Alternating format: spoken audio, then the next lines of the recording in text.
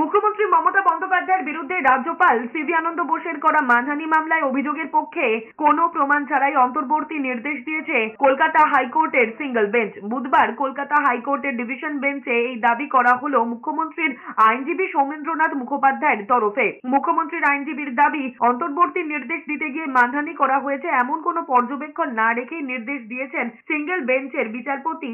তিনি বলেছেন, জনগণের স্বার্থে ওই মন্তব্য করেছেন মুখ্যমন্ত্রী। রাজ্যপালের উদ্দেশ্যে তার কোনো মন্তব্যই মানহানিকর নয়। মুখ্যমন্ত্রীর মন্তব্যে মানহানি হয়েছে এমন কিছুই পাওয়া যায়নি। সিঙ্গল বেঞ্চ এই বিষয়টি খতিয়ে না দেখেই অন্তর্বর্তী নির্দেশ দিয়েছে। উল্লেখ্য, বুধবার বিচারপতি ইন্দ্রপ্রসন্ন মুখোপাধ্যায় এবং বিচারপতি বিশ্বরূপ চৌধুরীর ডিভিশন বেঞ্চে সময়ের অভাবে শুনানি সম্পূর্ণ হয়নি। বৃহস্পতিবার আবার শুনানির সম্ভাবনা রয়েছে। প্রসঙ্গত, কলকাতা হাইকোর্টে মুখ্যমন্ত্রীর বিরুদ্ধে মানহানির মামলা করেছিলেন রাজ্যপাল সিভি আনন্দ বোস। তৃণমূলের দুই বিধায়ক সায়ন্তিকা বন্দ্যোপাধ্যায়, রেয়াত হোসেন সরকার এবং তৃণমূল নেতা কুণাল ঘোষকেও এই মামলায় যুক্ত করা হয় রাজ্যপালের তরফে।